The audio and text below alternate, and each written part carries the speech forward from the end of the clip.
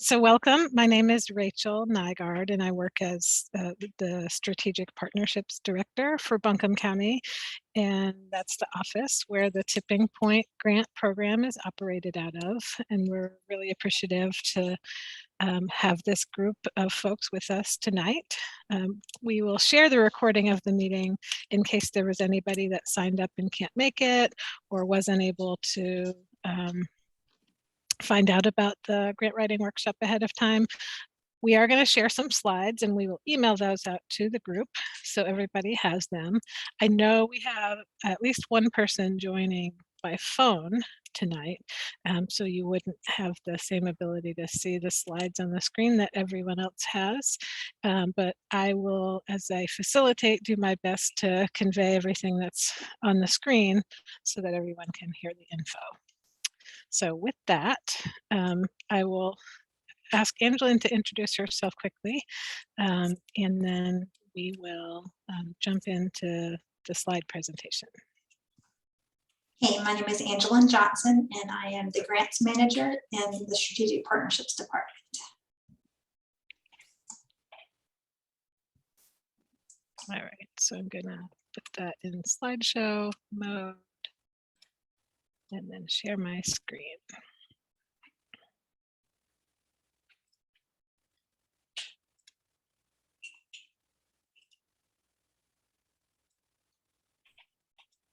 All right, ready to go. So in this presentation, I'm going to start with a little bit of basic background and information about Buncombe County and our strategic plan.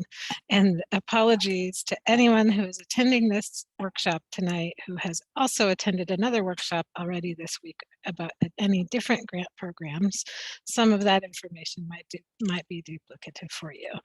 But we're going to spend the most amount of the time talking about the specifics related to Tipping Point grants. And we will talk about how to successfully navigate that grant application process and wrap up with time for questions and answers and discussion. So let's see if I can set the screen so that I can see the chat. I have a pop quiz, which is, does anyone know what birthday Buncombe County government just celebrated? Unmute and say a number. Just take a guess.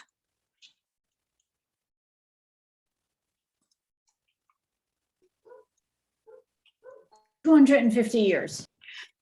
That's a really great guess. It's close. Buncombe County just celebrated its 230th birthday. That means that we were formed as a local government organization in 1792, which is a very long time ago, and have evolved over that time to be the government that you interact with today. I put a picture in the slides of what we call the org chart, the organizational chart, because I think it shows a nice view, even though it's small on the screen. You can find this on buncombecounty.org.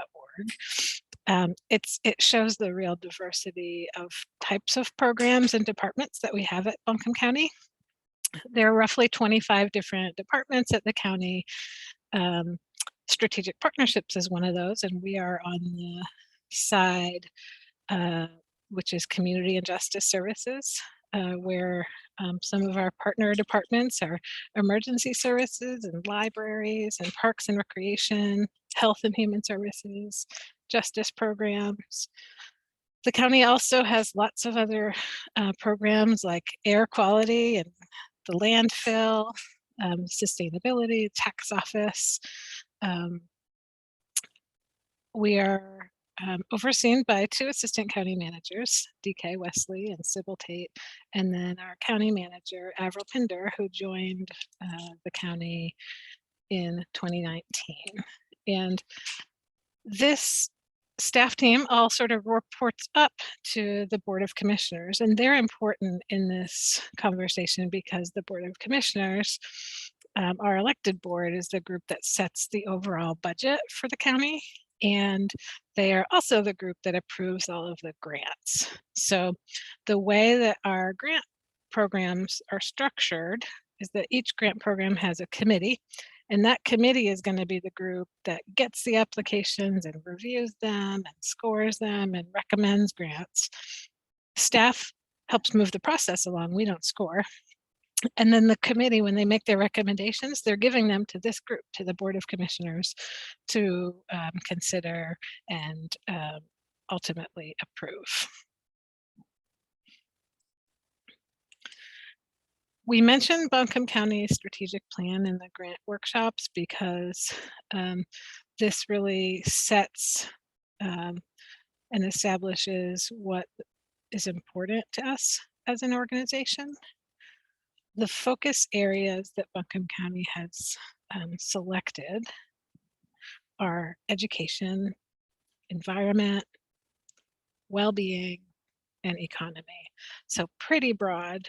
And really, we know that we can't accomplish the kind of outcomes that we want for the kind of community that we want all by ourselves, that it takes lots of different types of groups, individuals, and organizations working together. And that's where you come in, community-based organizations.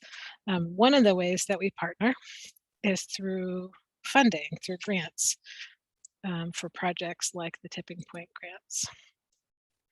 So the website that we give you as a shortcut is buncombecounty.org/grants. That takes you to a place where you can interact with many different ways that Buncombe County provides funding. And if you have questions about any of them, you can contact us and we'll try to help guide you. But tonight's conversation is about Tipping Point grants specifically. When you get to that website, there's a document that's a button that says grant guidelines. And when you click it, it pulls up a document that has a lot of information in it. It's helpful because pretty much everything you need to know about the grant is in that one place. It's your go-to place for all of the details. And it can be hard because it does have a lot of details in it. So we're going to try to break down that information for you. Tipping Point grants are all about creating and celebrating resiliency in our community, about community-driven solutions, and creating a safer, healthier, more vibrant community.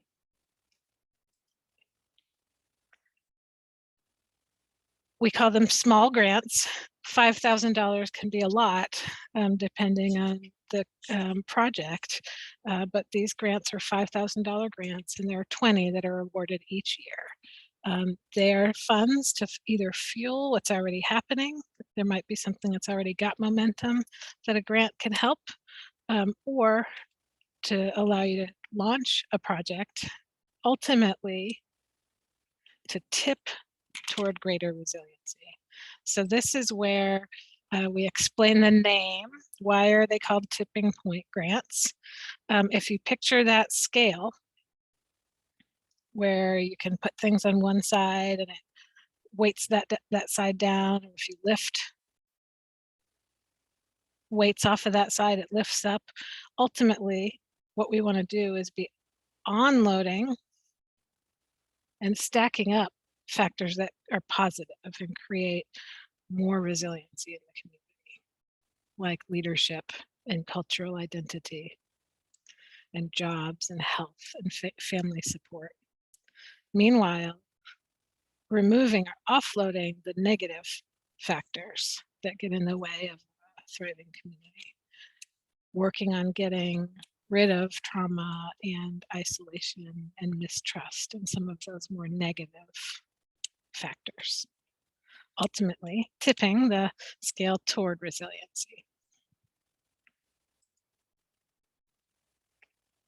Here's the information about eligibility. This has changed a little bit since last year, so if you have interacted with this grant program before, please take note. These grants are only open to nonprofit organizations that operate in Buncombe County with service to Buncombe County. So operate in Buncombe County, what does that mean? Does it mean have an address? have staff that's based here. If you're not sure if your nonprofit meets that criteria, contact us and we'll talk it through with you. If you are a person with an idea or a group that doesn't have a nonprofit, we allow projects to partner with a nonprofit to be their fiscal agent. You might already have a great relationship with a nonprofit that can be your fiscal agent. If you don't, and you're on the search for a fiscal agent, contact us and we'll brainstorm with you and see if we can think of any suggestions or options that you might try for matching up with a nonprofit so your project can be eligible to apply. The funding must be for a new project, activity, or a new idea to improve an existing program. This is not for ongoing operational support. Tipping point grants are to be used for a one-time expense that can help get a project on better footing. So that could be staff, that could be supplies, equipment, to help get that project or that aspect of that project off the ground. And the funds have to meet a public purpose, not a private benefit.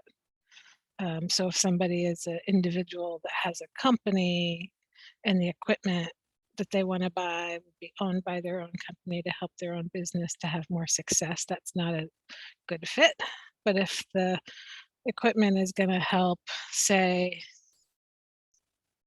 a community kitchen that helps feed or make food available to anyone, that would be an example of a project that is a public benefit.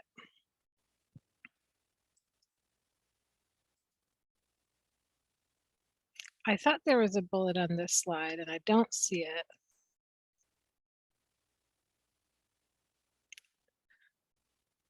Angeline, will you please confirm that projects that have been funded before are not eligible to apply or to be funded again?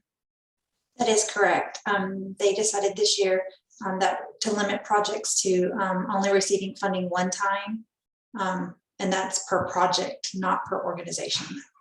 Thank you. That was actually the piece that is the most significant change from last year to this year, is that the committee really wants to fund new projects. So again, if you're not sure if you're eligible to apply, talk to us and we'll help you think it out. Angeline said that that's per project, not per organization. And so it might be a matter of finding a way to select a different aspect of the work to be a different project. But the intent here is that we have, instead of funding the same groups over and over, that we really are having these funds directed toward projects and making a difference with those projects and then moving on to other projects. When you begin navigating the application, you will see something called the Thrive model. There's a link in the grant guidelines to where you can read more, but the basic concept is these three overlapping structural drivers, if you will, the things that need to be in place for a strong community, which are people and place and equitable opportunity. The idea is working across all three areas equally helps to create a strong community.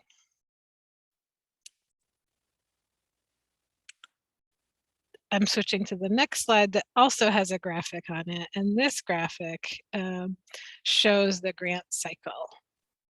So when we think about the calendar year, we think about the calendar, we are at the grant application phase. So we're in January doing the grant writing workshop, and February is when the grant applications are due. Grant review occurs in the spring. So March, April, and May, the committee does their work to read the applications and score and recommend. And then the Board of Commissioners approves the grant awards in June.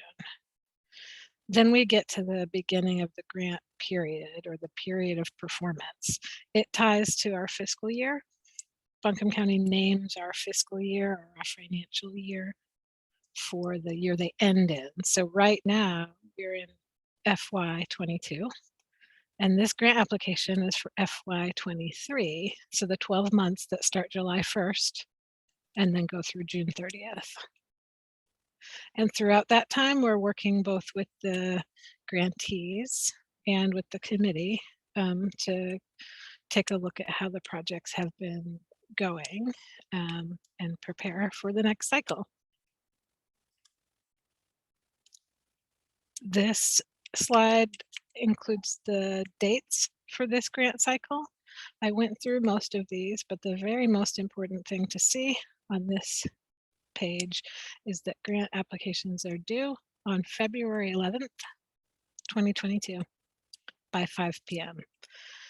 The grant applications come in through the online system. We will talk about paper applications in a minute, but if you're applying online, the software will automatically close at 5 o'clock and not take any more applications. So best not to try to cut it close.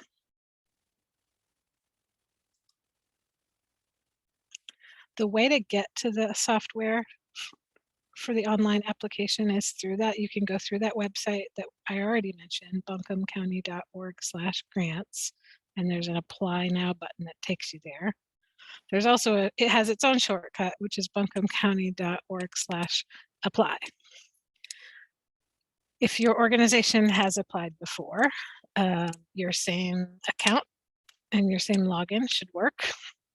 If you have forgotten your password, there's a way to reset that, or you can contact us, probably Angelin, and ask for some troubleshooting. It's easy to set up an account for the first time. It asks for some basic information, then it sends you a link to click to activate. There are other reasons that you might contact us about the software. Maybe you press submit too soon and you want to get it back and fix something. We can unsubmit it and send it back to you if you email us.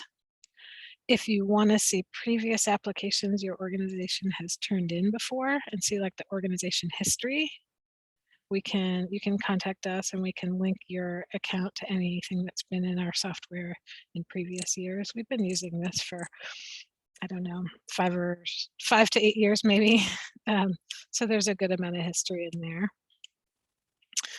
And we also have paper applications if people have a challenge with filling the application out online. The application deadline for paper applications is the same, and then we'll get it computerized for you afterwards.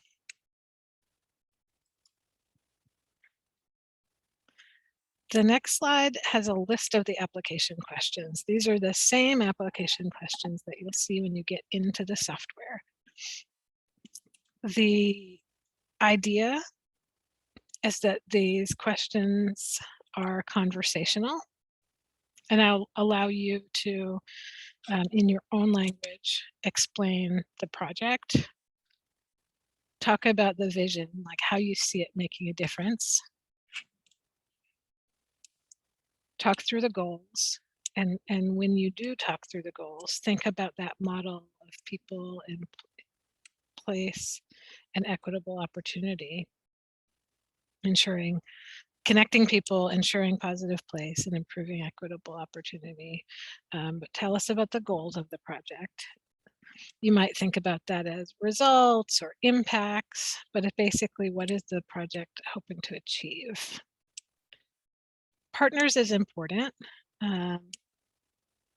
Talk about what the partners are and what their roles are.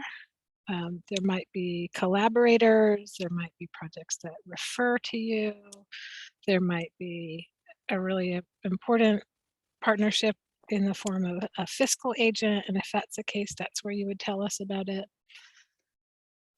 There's a budget. For the first time, we are using we're asking people to upload a project budget. This grant program in the past was more of a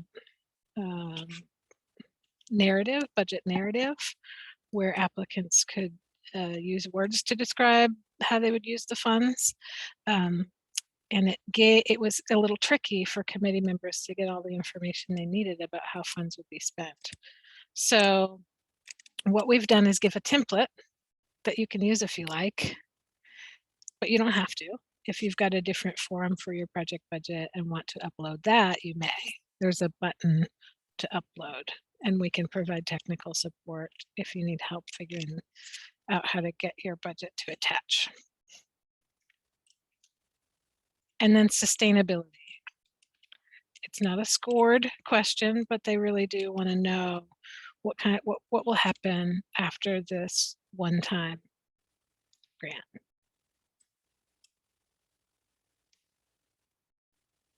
The next slide has a lot of words too. You'll have this as a reference. We want people to know at the beginning what the scoring criteria are. What are the things the committee is going to be looking for when they read the applications? Overall, when the committee got together and talked about refining and working on their scoring tool, one thing that was important to them was that their tool or their scoring rewards good ideas, not necessarily perfectly written proposals. But it's helpful to know which pieces they're looking for in the good idea. There are 10 categories. Newness, that the goals are connected to the Thrive model, that there's a community, that it's rooted in community by being connected to a specific neighborhood, location, or population, that the project prioritizes community goals above individual interests, that there's evidence of trusting relationships, that it's grounded in cultural identity and sense of place, that the scale of the project or the scope is appropriate to the grant amount, that matches, that there's a focus on capacity building, meaning launching or improving or expanding something, helping it to be better, have a more success going forward. That the funding has the potential to tip the effort toward that success and toward the resiliency. And finally, the budget, does it make sense? Is it clear? Was it well thought out?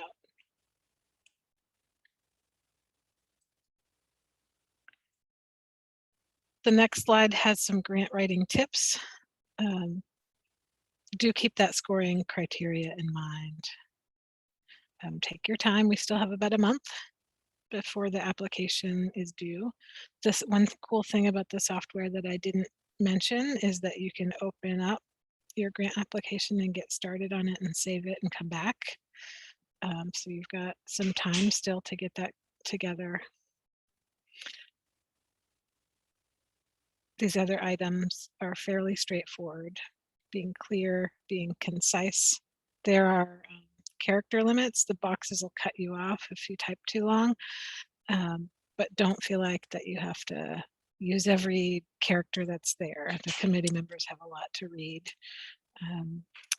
And I would say the most important thing on this page is to ask for help. Please reach out to me or to Angelin anytime you have a question. We have set up a way, Angelin will put this link in the chat, but we've set up a way for you to sign up for a session. So there's a software called Calendly, and you click this link and it will show you the available appointments. And if the available appointments book up, we'll put some more on there. If you would like to get some feedback about your idea, or your application or have a question. Neither of us participate in the grant scoring process, and so we can't advocate for your project, and we can't necessarily give advice, but we can help you think through anything that you're maybe stuck on or wondering about as you have other questions after tonight. So here's our contact information.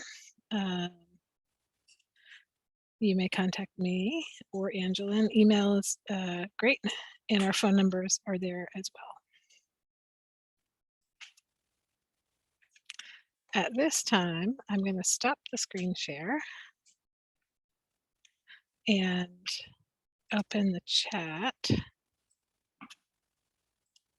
and see if any questions have come in on the chat just yet. I see one from Lori about will the calendar be sent? Yes. So you can find it now in that grant guidelines document. So if you go to buncombecounty.org/grants, click Tipping Point Grants and click into grant guidelines, it's in there. And it's also going to be in the slides that you'll get. I think it takes half a day or so for us to get the recording, but once we have the recording and the slides, we'll send it out to the group. So at this time, we will open up the floor for questions. You can type it in the chat if you prefer that, or you can unmute yourself and speak up or raise your hand, whatever you like. Lori, Jane. Hey, thanks. That was great. Can you hear me? Yes, it's quiet, but we can hear you. Is this better? It is. Okay. So if I'm going to meet with the community this week, if there was, like crucial things that I should tell them that make this grant different than the bigger one, what would you say? Like if I was really distilling, not the bigger one, what's the other one called? Strategic. Yeah, so your question, Lori, is a good one, and it's at the heart of it is how do we match the right ideas to the right grant programs? Right. Because when you click on that grant site, you'll find that there are actually quite a few. So you're with a group that's a community center, and Right. you've probably had community recreation grants before. Those are opening up, and those are for like recreation and wellness specific things, like maybe a playground or sports idea might be a recreation grant idea. Groups can be funded by more than one grant program. So the strategic partnership grant is bigger. That's more for operations. Okay. I think your community centers had like internet access in the rural area funded through strategic partnerships, and that's like paying the utility bill so that internet access can be provided. Whereas Tipping Point Grant is more something new, something one time, something innovative. I'm trying to think of an example. I don't, in a community center, there might be a need for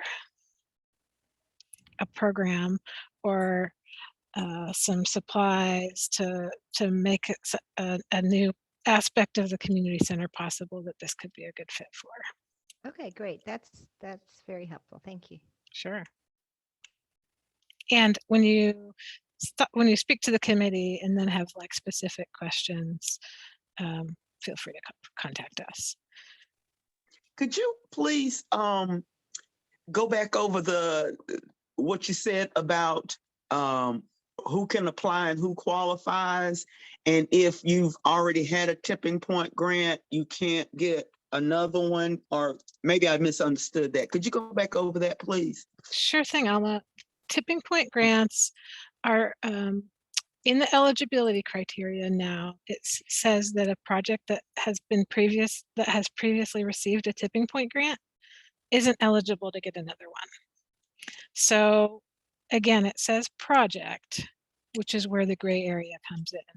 You as a person might have written a Tipping Point grant before and are writing a Tipping Point grant again and can still be eligible because it's a different project. Or it might be this an organization can be funded more than once, but the same project can't. And different organizations see projects differently. So like, I'm going to use Lori Jane as an example because you just spoke up from Sandy Mush Community Center. They have a food pantry, and then they have their internet access project. If the food pantry was funded before, the internet access project could be eligible in the future. Very, very small groups don't always have clear lines between one project and another. So if you're not sure, call us. And if you want us to look up and see if if the project has gotten one before, maybe you're new at a group, we can help you look that up. This program Thank has you very much. existed. You're Yes. welcome. I think it's been in place since 2018, maybe. Okay, thank Jesse, you. you're welcome. Jesse McDonald, you've got your hand up. Yeah, I guess a back question to Alma's. Is that going to be a lifetime thing for the organization, or is there a time period for that new rule? There's no time period. It's indefinite or lifetime. In the past, there wasn't that rule, so some projects got funded more than once. So it's this year going forward. Again, not for the organization, but for the project. Lori Greenberg. Hey, can you hear me okay? Yes. All right, just wanted to make sure because the computer's like pushed back. So we're a real small organization, and I'm just like mulling over I totally understand sharing the love with all the amazing organizations in the county, how hard it is to choose. But I'm wondering, as I think in my brain about projects, like we do these creative workshops with people who are disadvantaged. So we have a couple different ones going on. So if we focus on like a different, like we're doing a recovery workshop now, so as opposed to a mental health workshop, would that be considered different, or is that the same? So that I might have to know more about the specific projects to give you my opinion about if it's different or the same, but I also would want to defer to your definition of is it different or is it the same?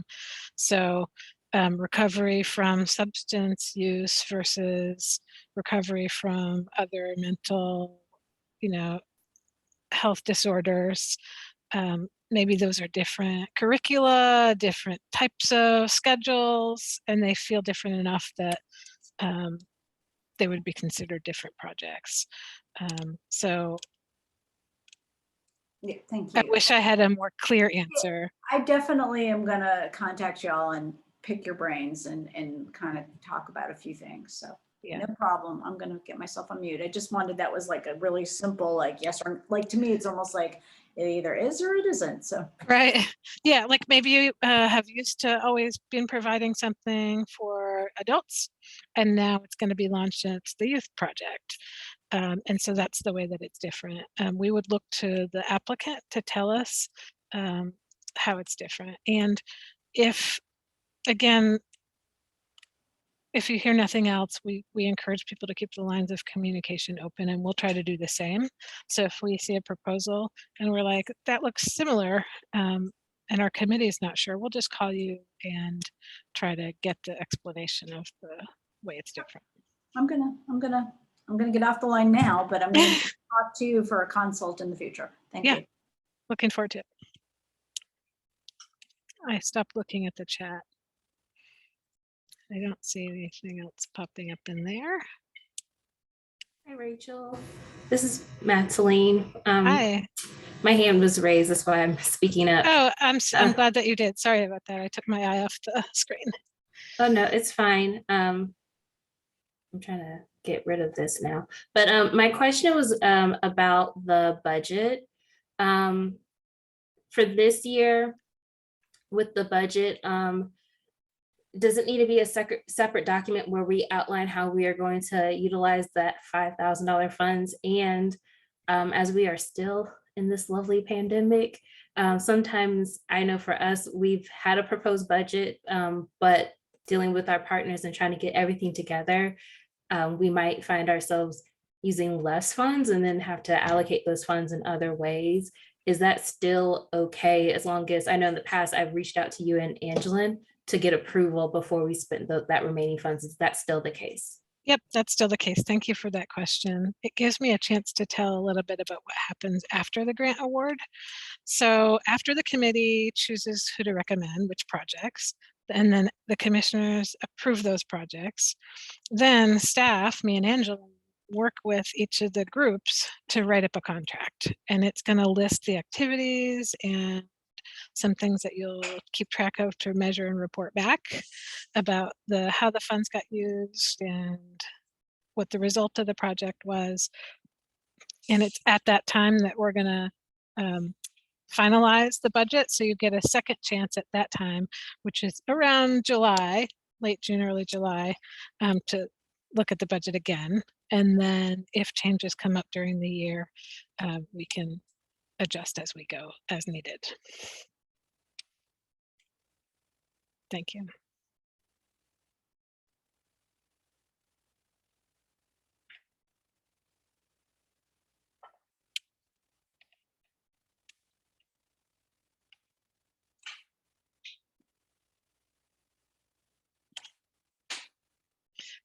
As you let this digest, as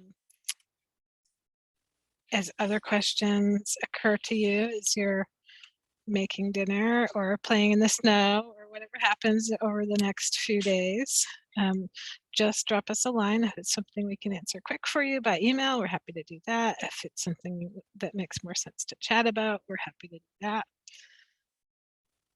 I have a question. Can I ask a question real quick? Yes, please. I'm the phone caller. I'm Dixie Dearman in West Asheville, also known as Queen Lady Passion. I have a question about the nonprofit requirement.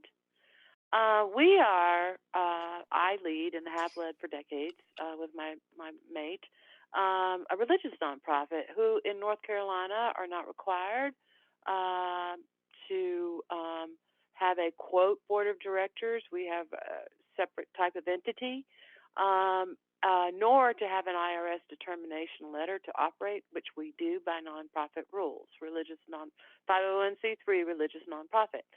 I'm wondering how that, if we, since Greenworks with our particular tipping point project is stretched pretty thin and are losing a couple of people, maybe key people to personal physical issues, if they cannot do it, which is in their bailiwick and right down the road from us, partner with us under those guidelines, what would be your stance, since you seem to demand online or through the information an IRS determination letter? How could a different kind of long-standing, very involved and deeply involved a nonprofit of a different sort might meet your criteria? Is that off the table? Is that a possibility? That's my question. I was muted.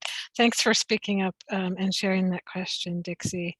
So I reread the eligibility information just real quick while you were sharing that question. And we do require an IRS determination letter. It doesn't have to be a 501c3 nonprofit because there are other kinds of nonprofits. For example, I know there's a type which is Association of Churches or foundation. Right. Yes, that would be the kind that we are under. We are the same as a church, a synagogue, a mosque. We're the exact same. We operate under the same guidelines and rules. But of course, we are not required, nor do we have an IRS determination letter. We've just been operating that way for decades, as many others do. So you're saying that, in essentially, what I'm hearing you say, is that correct? Correct me if I'm wrong. That religious nonprofits without an IRS determination letter would be ineligible to spearhead a tipping point grant proposal. Is that correct? The way that it's written, that's my interpretation. However, I'd like to insert some wiggle room by inviting you to give us the name of the organization, and we'll ask our county attorneys to help us look for another path to get there. For example, I know that corporations and groups can be registered with the state, not necessarily the IRS. And so maybe there's a way to look up We are through. registered with the state, and we have an employee identification number. But we, it's not cost effective for us to get, to apply for an IRS determination letter, and they operate by different kinds of rules than religious nonprofits. Doesn't mean they don't do a whole lot of community work. Sure. Obviously. Yep. So yeah, that was one of my questions. Okay, great. Well, being a religious-based organization is okay. The services that get funded obviously aren't going to be religious services, but religious-based groups can absolutely qualify. So Angela may already have it, but we will follow up with you. We've got your contact info. I would love to hear about that. Because we've been in dialogue with Greenworks. They have not said no. They said yes initially, and then we come to find out things had changed rather rapidly, COVID being what it is, within a week. And not that they're not interested, they are, but they do appear to be pretty stretched thin. And, there have been some employee, key positions that are now in a little bit of jeopardy. So they're just not sure they're going to get back with us this next week. But if they can't, still working in tandem with them to the degree they could, I'm just wondering if another kind of nonprofit that doesn't have a letter but has other legal status might be potentially qualifiable to qualify for a tipping point grant. Got it. Your question is clear, and we will follow up with you. And certainly we understand being stretched thin, and having to think of backup plans is definitely the name of the game these days. We'll I talk soon. appreciate looking forward to your feedback and helping that. Thank you. Sure. Yep. And thank you for your presentation. Sure.